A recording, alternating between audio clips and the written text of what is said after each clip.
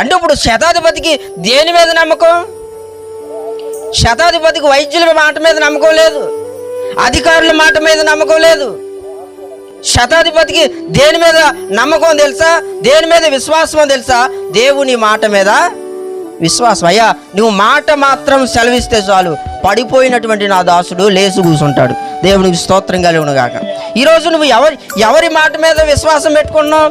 ఎవరి మాట మీద నమ్మకం పెట్టుకుంటున్నావు?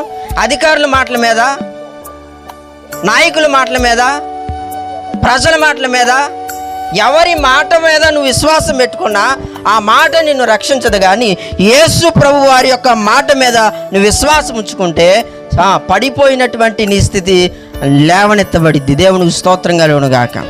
శతాధిపతి, అయ్యా నీవు మాట మాత్రం సెలవిస్తే చాలు, నా దాసుడు చెప్పండి స్వస్థపరచబడతాడు. దేవునికి స్తోత్రం, హల్లెలూయా.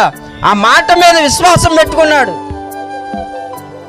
అయ్యా నువ్వు మాట సెలవిస్తే చాలయ్యా, నీ మాట మీద నాకు అంత నమ్మకం ఉందయ్యా అని విశ్వాసం పెట్టుకున్నాడు. మాట మీద, తన అధికారం మీద విశ్వాసం పెట్టుకోలే, నమ్మకం పెట్టుకోలేదు. కానీ ప్రభు అయినటువంటి యేసు క్రీస్తు వారి మాట మీద ఎప్పుడైతే నమ్మకం పెట్టుకున్నాడో పడిపోయినటువంటి తన దాసుని జీవితం స్వస్థపరచబడింది. దేవునికి స్తోత్రం కలుగును గాక.